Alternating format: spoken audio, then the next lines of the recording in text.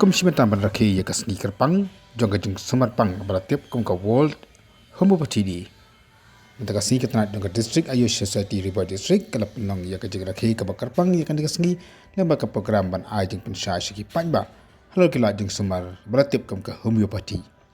daga jing simeta kena school apelong ya gajing rakhi lamba ka drama halo kala jing semar lamba ka jing semar homeo ini kita mapatik ya ka pelong hapo yumorong nong po akan kasi lawan simenta akan ke program hapo ka janam Dr. H Lanang District Nodal Officer Ayush akan jatuh lang bagata di MHU kam member secretary joka District Ayush Society dalang Dr. W Khan Ayush MO Umsning CC kisah melapuli nurse ke St. Joseph Academy of Nursing Umsning Dr. bagi nurse na civil hospital nang po bat ki kena school. Mana badai bahi yang beti, mana masak lang beti. Oh, iya sak lang hajuk ko ba namar ba iya tre lang hajuk am, sing sak lang hajuk kan. Oh, pek ko nga day doktor homeopathic. Ibang aju sumar ki hakaba dawai homeopathic dia jarang kan dak singiru bakadon kani ka dawai kali. Kani ka dawai ka day ka dawai printing. Sebentar ima, peta arsian ci singi kani ka dawai ka yara bahakin tambah kini ki dawai kerja printing ti tangpor besau kenta kala banyara. Dai ya ka ba pala je kata te kamla iken banyara. Nama kani ka dawai bunsin ka yara bat kapan du no ek tu kejing sa so clear ma kejing dak mong kaya ra bahagen hadin baka ni kejing closing kelas jam tapi pina ban ta da katu ma ada kala aludru sawan chim kina sawan chim ya kini kadawai me petik adan be ania sium sning bat hila benyo di kiwe ki hospital rugi pakamjan Kanya rab shisha thara kami. Oh hoi kaya rap tambay kini ki balakam jote kamla iken banirap ndai ki ba malu malati kaya rap sibun kata kaya rap tang hapo arap saw gantai te kadang la kan banirap ka kamtam kaya ini kepuan lagi sekarang nilai osmo ala ki jom jakan dese la ban osmo ru baju ketika si ngakwa bersyah itu tensuku ini indian alor tadi kini kebat ni lalai kini kepot ni kebedengkong menangni kaki kebawan di pun dari beri punya ni suku bah imla bandi dawai nama kecing ketang itu dawai oke kita bayar su no putsin hatu keduga akai ke long lagi ja kancing sumar ne akai putsin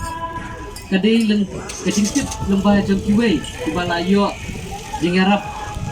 sabak kupang kisitam di ai tadi kene kecing tip sekiwei makini kidawai homiyuru dilong kubayarap kini kidawai homiyopati dipun kijat jing sitam kiba nila peniyo jingarap lembah jom kini dawai kumeni ong ba sup bandi di kulung ting jenjar ban pergi lawai abad yaki ban yo pergi lawai ndri